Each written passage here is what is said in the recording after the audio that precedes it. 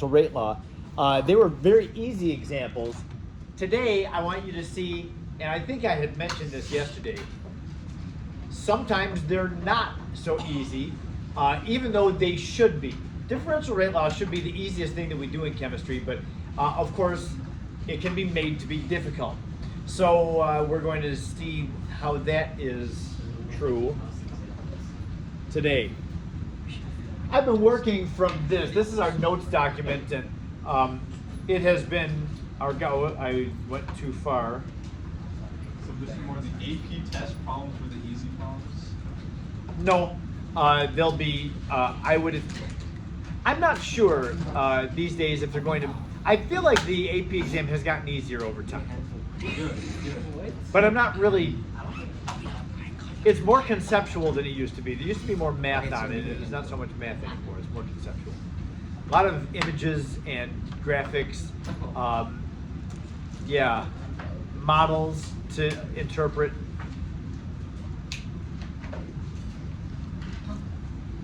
Okay. So we did numbers 1 and 2 from the handout yesterday. Not the handout, but the example document. So we now go to number 5, and I'm going to take you there. Oh, here we are, number 5. You can see that this is another differential rate law problem. We're given the chemical equation and some experimental data that was done on this reaction. The concentrations were varied of the reactants, and the rate was determined. So of course, number 1, what is the rate law? It says rate expression. It's the same thing as the rate law. Something is different about this question, though, that makes it difficult. Can you see what it is? What's different about the data given here that makes it difficult? Do you see it, Arf? What do you see? When you double CO2, that doesn't. Yeah. One of the reactants is not held constant for 2 trials. The examples we did in numbers 1 and 2, I still have what I wrote yesterday. 2 trials where that's held constant, then there's 2 trials where that's held constant, so you can always find the other one very easily. That was the same thing in number 2. We found A when those 2 were held constant, we found B when those 2 were held constant, and so on. So it's really nice when you hold everything else constant and just change one of the concentrations. However, when we get to number 5, that was not being done. This second reactant, there's no 2 trials where it's ever held constant. So how do we find the rate law when we can't figure out what the order of the ClO2 is? Well, we can find the order. We just have to work harder at it. Holding one of the reactants constant for 2 trials and just changing one of them, that's very simple work. When both reactant concentrations are changing, that's not so easy. So let's take a look at how we do something like this. We do need the order of both reactants. We can easily find the order of F2 because in trials 1 and 2, the ClO2, the first reactant, is held constant. So F2 is going up by a factor of 4, going from 0.1 to 0.4 molarity.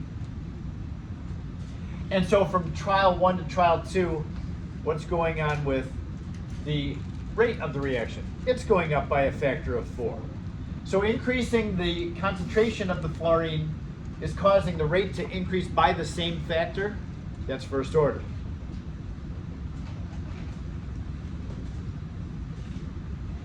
So that one's easy to find. The ClO2 is not so much. I'm going to erase that. It's not 0 order, no.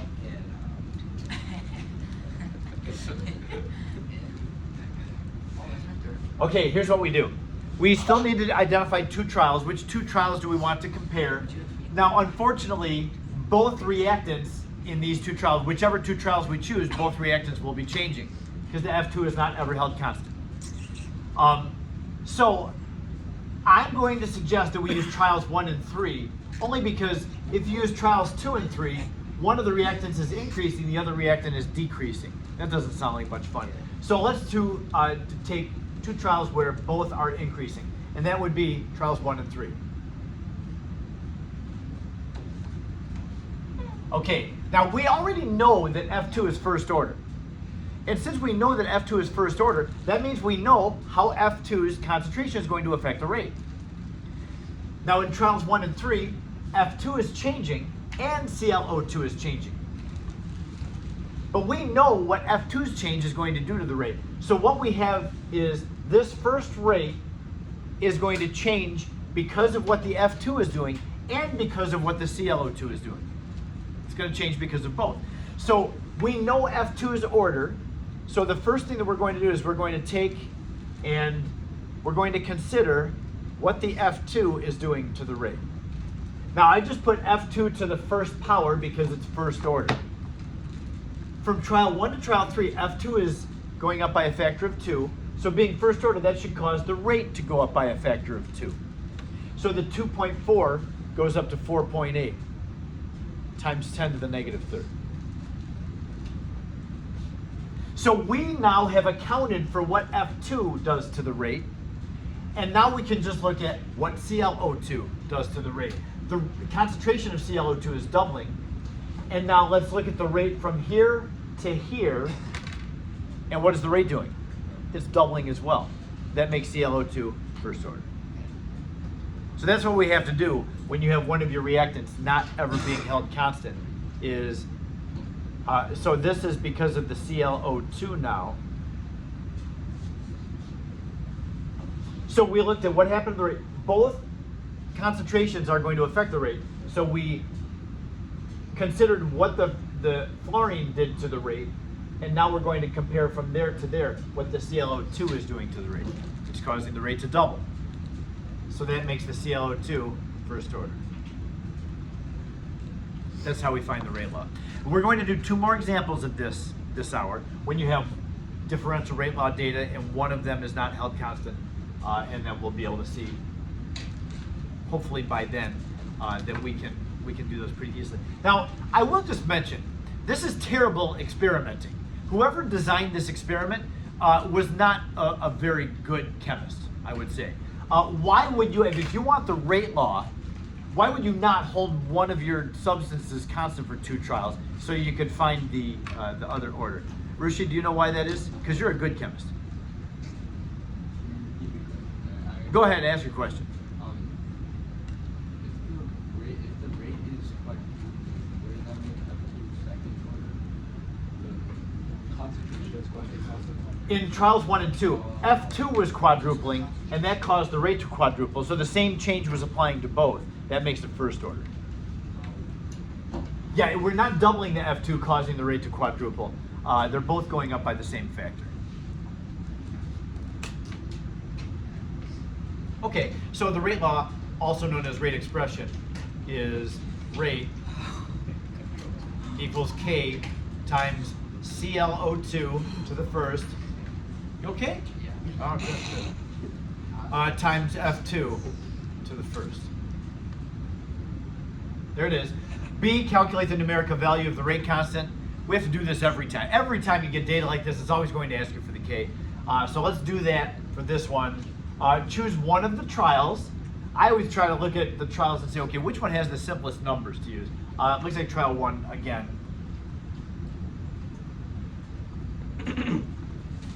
Which would give us a rate of 2.4 times 10 to the negative third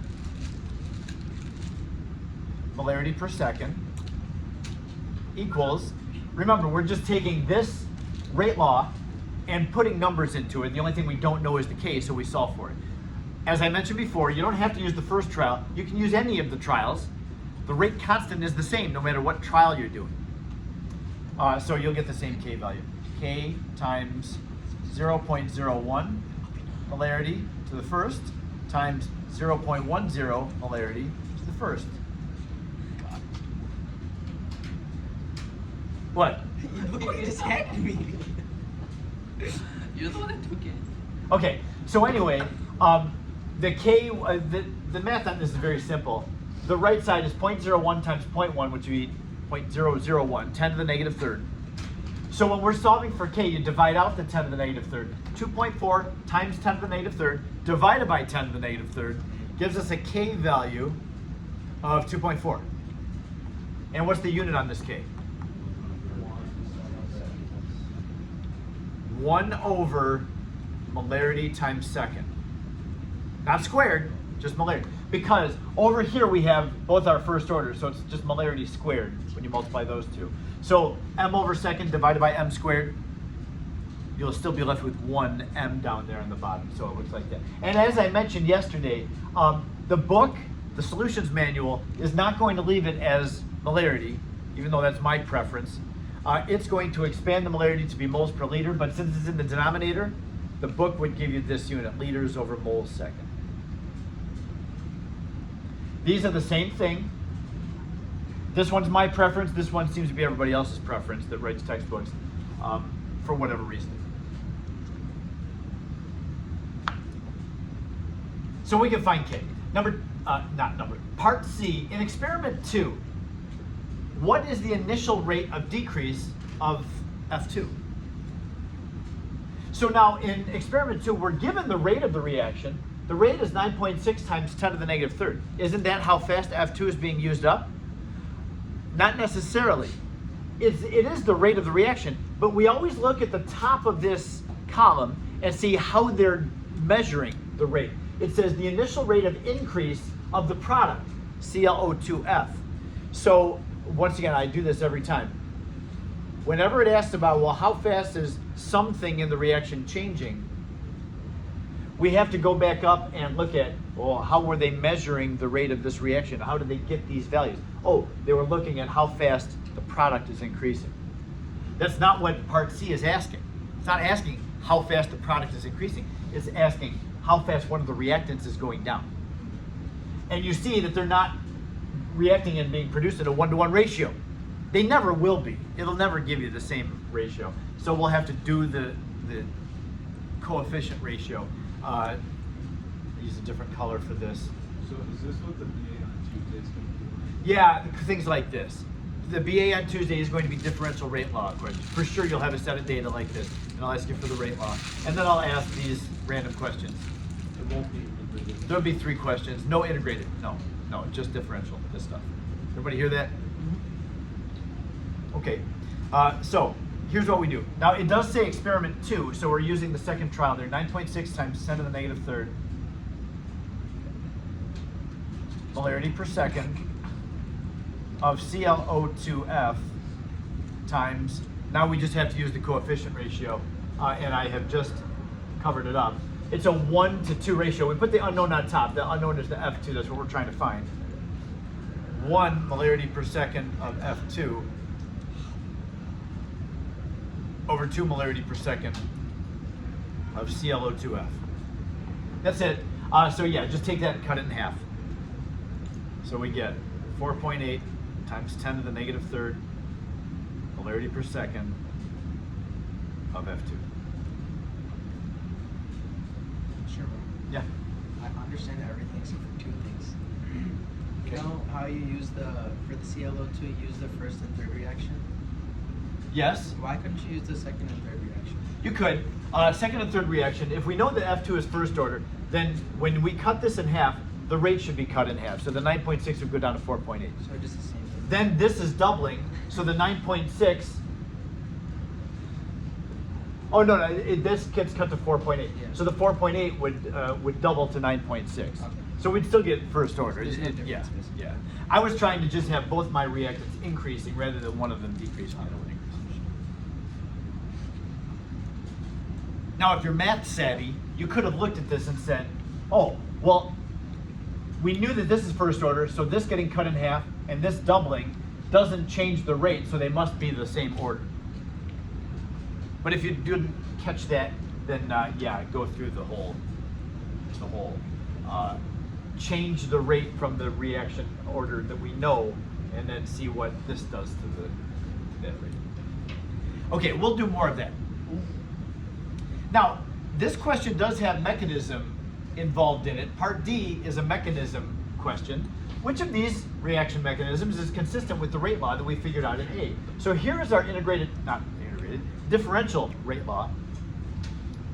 Which of these is consistent with that rate law? Now, something is weird in mechanism 1 that they give us, so I'm going to ask you to look at mechanism 2 with me first. Mechanism 2 has 2 steps. The first one is the slow step. So as you learned in your reading assignment, the slow step is the step in the reaction that that really determines the rate of the whole thing.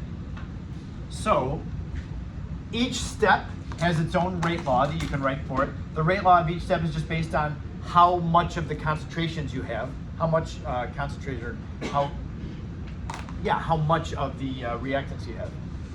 So the rate of this one would be K times F2. That's the slow step. Does this agree with the experimentally determined rate law? No. So that means that experiment or mechanism number 2 is no good. Now another thing about mechanism number 2,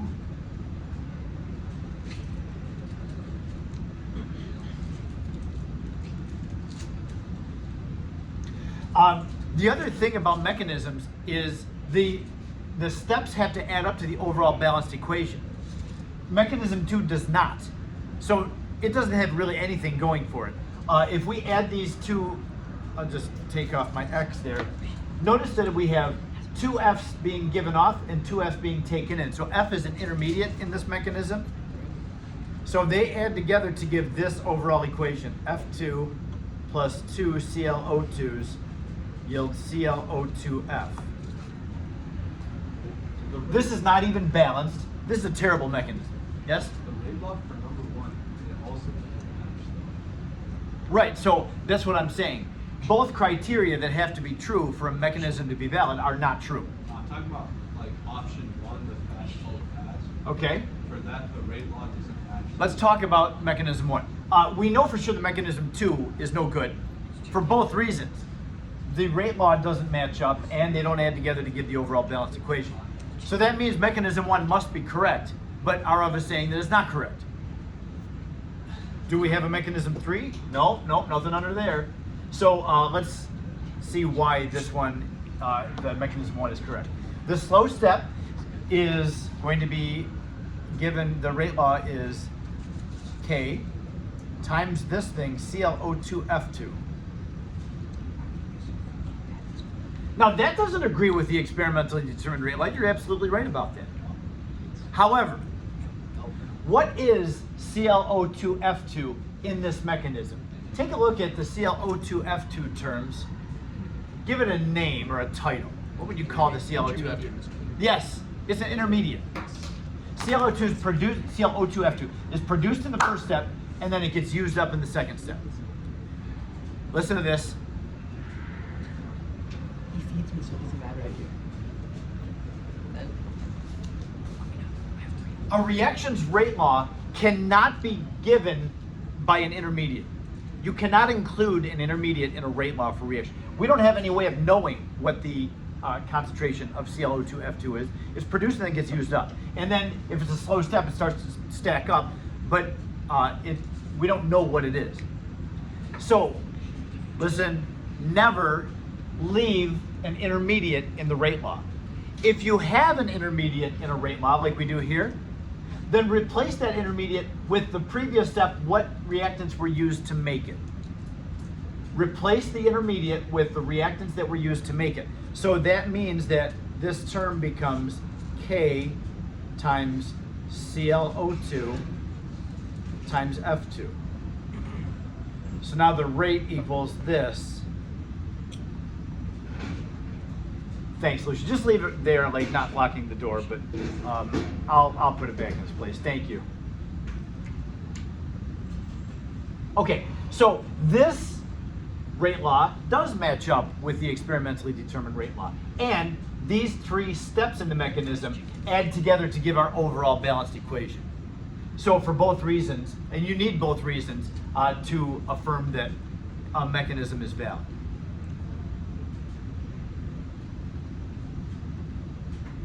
So you'll see this happen a lot. You'll see the slow step containing an intermediate. So you need to know that anytime you have an intermediate in a rate law, replace it with what reactants were used to make it in a previous step. We'll talk more about mechanism, of course. It's still kind of new to us.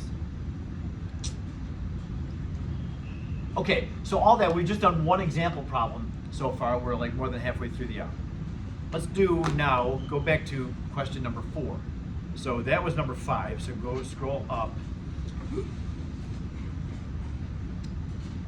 Okay, so we have another similar question where you're given a chemical equation, given some experimental data, and then we start going through. Now, they did reorder these. They actually asked you for the rate law down here in part C. That was a little bit late, but we'll do that. In fact, B and C are really the same thing. Find the order and then give the rate law. I know that question A is asking us something different, but let's go ahead and figure out the orders of these two reactants. Just like in the last one, the second reactant here is not held constant for any 2 trials. So we're going to have to do the same thing that we did last time. Choose trials 1 and 2 and figure out the order of BR2. So NO is staying constant, BR2 is doubling. What's the rate doing? Looks like it's doubling as well. First order. So that makes BR2 first order. Let's go, Rishi. 10 years later. Now, knowing that BR2 is first order, we can figure out the order of NO. And I'm going to erase my times 2 terms. Okay, which 2 trials do we want to use for this one? Now in this one, we can't really help it much.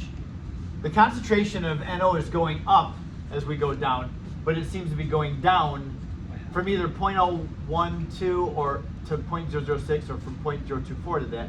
So I'm going to suggest that we use trials 1 and 3. Those numbers at least seem closer together.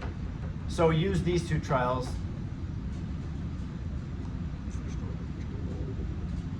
Here's what we do. We know that BR2 is first order, so its concentration is getting cut in half. What would that do to the rate then? Since it's first order, it would cut the rate in half. So we're going to take that first rate, and because of the change in BR2, the rate gets cut in half from 3.24 to 1.62.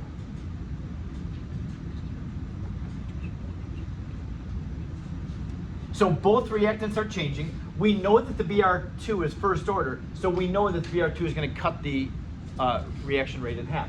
Then the NO is going to be doubled, and as you double the NO, what's the rate doing from there to there?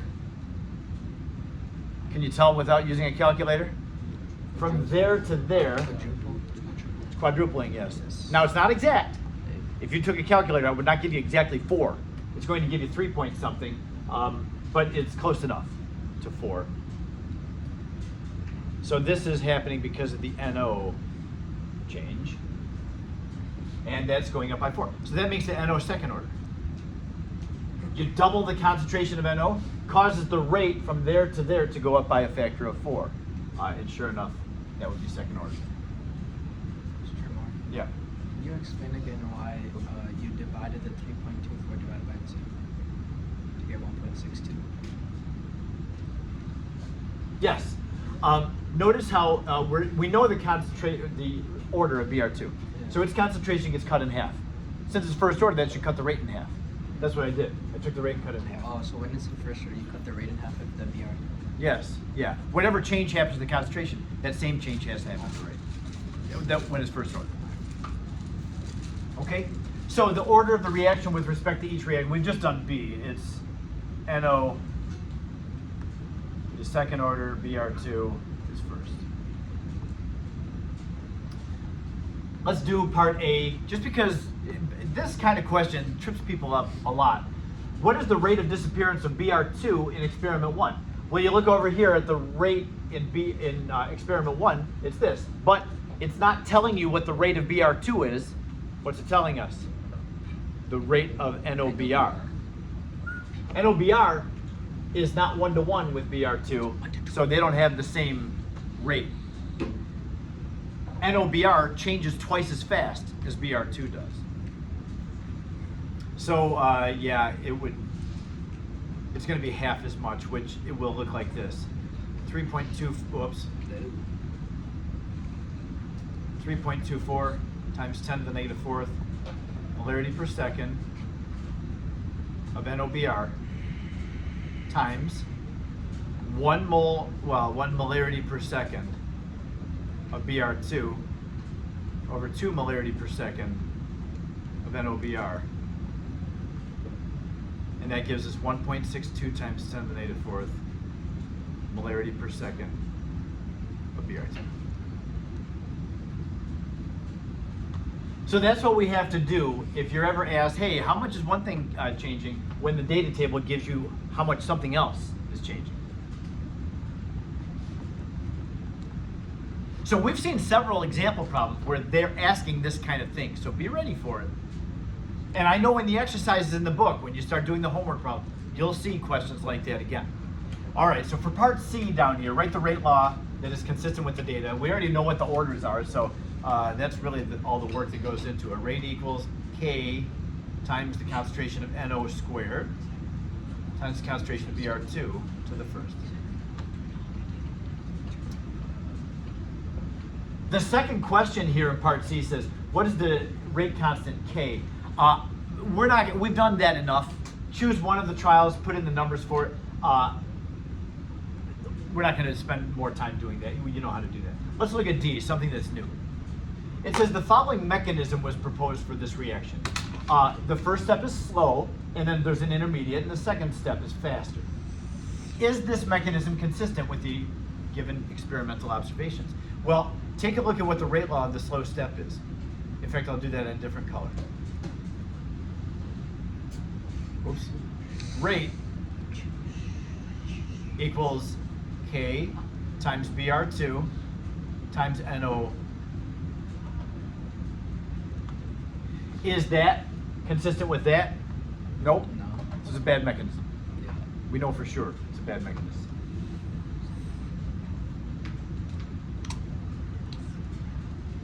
Big fat no. I mean, I have a question. Isn't the equation like at the top of the page unbalanced like, for the overall reaction? Oh, we needed 2 in front of the NO. Yeah, it didn't affect anything, but yeah, that does need to be fixed. Thank you for that. Yes. So like part, if this was an FRQ, is there like an amount of work that needs to be shown on the AP test, or is that like really not? Is there like a rubric that we? I know for other APs, there's like. a certain amount of- Yeah, if the question was like this, I believe these questions were all taken from old AP exams. And notice they don't say justify your answer. So you can just write down what the orders are and be done with it. If it says justify your answer, I guess to break out your nice black pen or whatever and start writing. Well, when that doubles, it causes the rate to double, that kind of thing. But hopefully it doesn't ask you to justify your answer on questions like this. Because it's awkward to show your work for these kinds of things. Like, normally I try to show the work. For this one, we have work to show. But for what the orders are, we just have to kind of think and talk through it. So I don't think that the AP exam would ask you to justify your answer. Part D. Oh, yeah, you could just say that the rate law of the slow step doesn't match up with experimental data. That's how we would show that. Took the AP exam. I might. I'd like to think that I wouldn't, but something might catch me. Yeah. Yeah, I mean, when you look back at the AP exam, it's not, you're nervous when you're taking it, and that, kind of adds to what you're asking your brain to do, but the AP exam's not bad. It's not bad. The tests that you take in here are harder than the AP exam. That's on purpose. Yep. Okay, I'm going to take you to one more question. Oh, I know which one I was going to take you to. No, number 6. Nope. Oh, no, I went the wrong way. We're going to the notes, guys. Alrighty.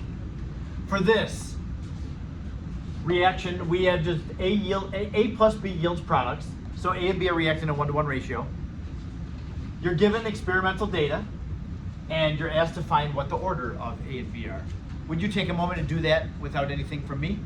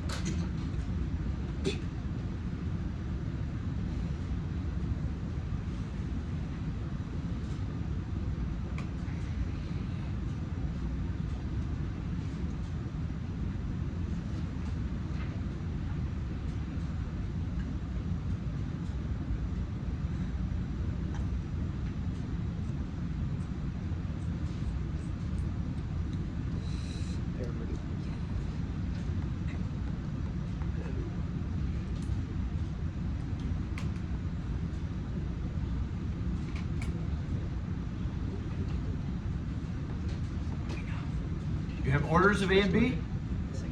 Both first? Both first? Yep.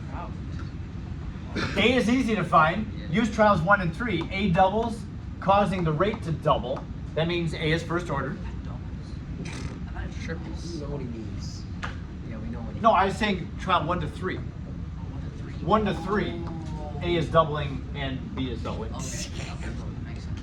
I try to use the smallest numbers possible, the smallest ratio. And then, what trial would we use for figuring out B's order? Maybe trials 3 and 4? So we know that A is first order, so the 3 point, when you double A, that causes the rate to double to 6.4. Because of the first order, he doubles down. And then we see that B is also changing, it's getting cut in half. So how does that relate to that? It cuts in half as well. That means that B was first order. Thank you. So this is because of A's change, this is because of B's change. So they're both first orders. So we have to be able to do that. Then just a couple other things about mechanism, and then we're going to be done for the day. You read in the book about mechanism, you saw, this is the actual example that was given in the book, where you have two reactants, all the coefficients are ones, and we find the rate law. It's zero order in CO. CO concentration does not affect the rate. And that's because we have a proposed mechanism that says that there's two steps to this reaction. And the two steps involve two nitrogen dioxide molecules hitting one another. That's consistent with this rate. So this first step must be the slow step, where these two NO2s have to run into each other, exchange an oxygen. And then that NO3 intermediate is what reacts with the CO. So yeah, this, I mean, we already did all this in the reading assignment and the reading quiz. We know what intermediates are. We know the individual steps are known as elementary steps. They're not made of smaller steps. What you see in a mechanism is the most fundamental steps that the thing goes through. So the molecularity is how many particles need to collide with one another in order to make the reaction happen.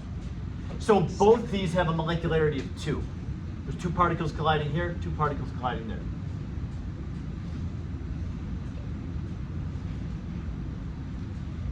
In a mechanism, each step can have a rate law written for it. It's just based on what the rate constant for that step is times the concentration of the reactants to whatever order they have. Okay? Then the slowest of those is the rate determining step, and the slow step determines how fast the whole reaction goes. It's kind of like, if you've ever heard the expression, a chain is only as strong as its weakest link. Have you ever heard that before? You're trying to pick something very heavy up with a chain. If you have one bad link in that chain, the chain breaks and you're like, oh man, my chain is garbage. Well, it was just one link in there that was no good, right? But that makes the whole chain look bad. And in the same way, you can have very fast steps, but if there's just one step that's slow, that makes the whole reaction slow. So, yeah, the slow step in the mechanism is going to be the overall rate determining step for the reaction. So those two things, and we've talked about the two things that have to be true for a mechanism to be valid. You have to have the steps adding up. If you just add the steps, like we do with Hess's law, add the steps up, it has to equal the overall balance equation. And then the slow step rate law has to equal or be the same as the experimentally determined rate law. All right, so we went through a couple of those things together. One last thing and then we're done. Look at number 3 in the handout, the example document.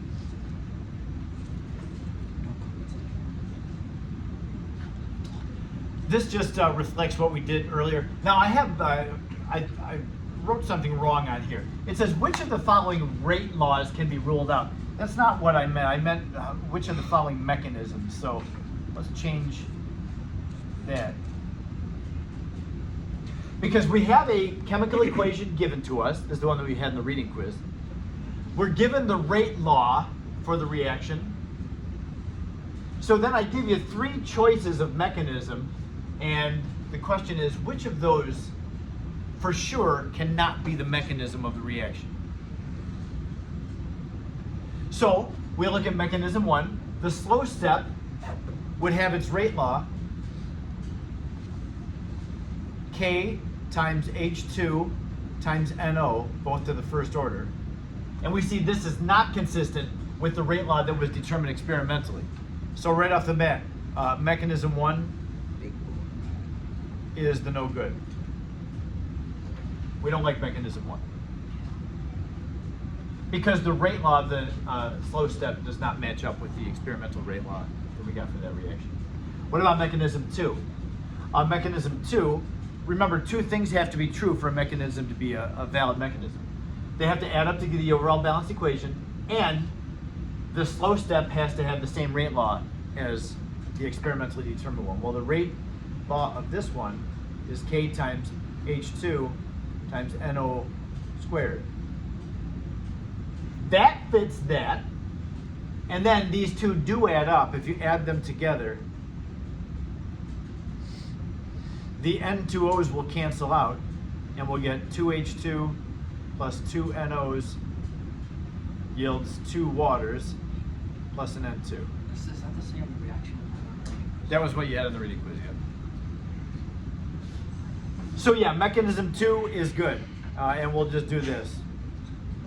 We like mechanism 2. Mechanism 1 is no good. What about mechanism 3? This is the same kind of thing we saw in our first example today, where you have your slow step contains an intermediate. So let's take a look at that one. The rate law for this one would be K times N2O2 times H2.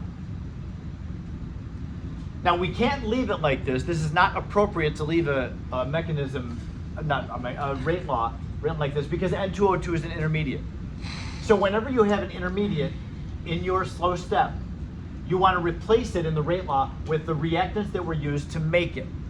So N2O2 is made by two NOs reacting with each other. So we're going to change that to this. Rate equals K, replacing the N2O2 with the reactants that made it, would be NO squared.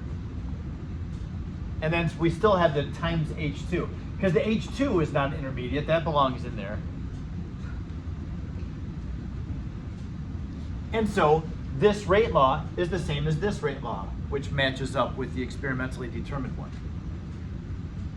Then if you add those three steps together, you'll get the overall balanced equation.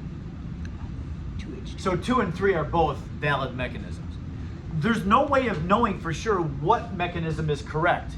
Reactions happen too fast for us to know which of the mechanisms actually happen. You can just determine whether a mechanism is possible or not. So when I say what's a valid mechanism, it does not necessarily mean that's for sure the mechanism that happens for a reaction. Does this mean you can't ever know? You have to conduct more experiments? Or I don't know if you can ever know what the actual mechanism was. Although I think they do. Anybody here in AP Bio?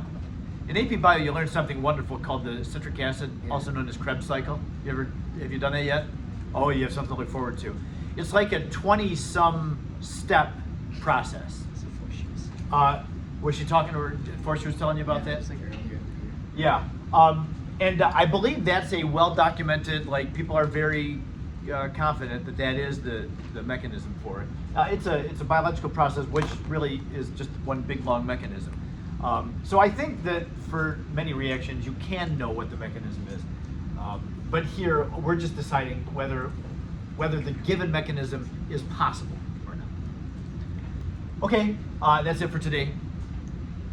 We'll pick this up, and we'll have a little bit more about mechanism on Monday.